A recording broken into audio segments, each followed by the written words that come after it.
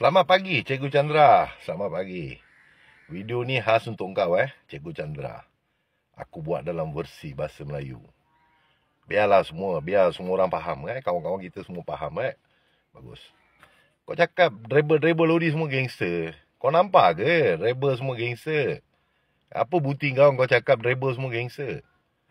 Kau Chandra, mulut kau tu jaga sikit. Okey, kau nak cerita apa kau ceritalah Chandra. Orang tak ada hal lah. Kau cakap lah apa kau nak cakap kan. Apa benda kau tak puas hati tu tak betul ni tak betul kan. Aku malah nak campur lah. Tapi kalau bab driver, kau jangan buka mulut lagi. Aku tak nak tengok lagi video kau pasal driver. Okey, kau jangan cerita lah. Itu antara kita dengan menteri.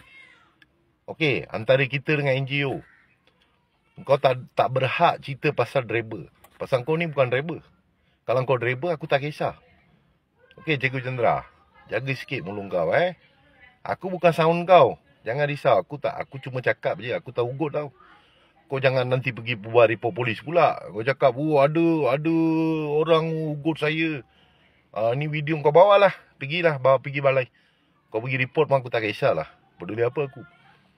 Kau nak report pun report lah. Okey. Apa cerita kes kau tu? Sarawak. Kau ada pergi Sarawak tak? Ada pergi tak? Kawan-kawan kita tunggu sana dekat Sarawak nak jumpa kau. Diorang nak sangat jumpa kau tu. Pergilah settlekan kes tu dulu. Kau driver tu kau tak payah cerita lah. Tu biarlah.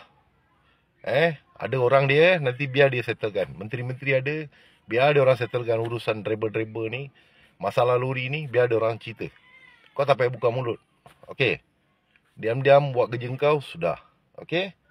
Ingat Cikgu Chandra, Thank you so much. Take care. Bye.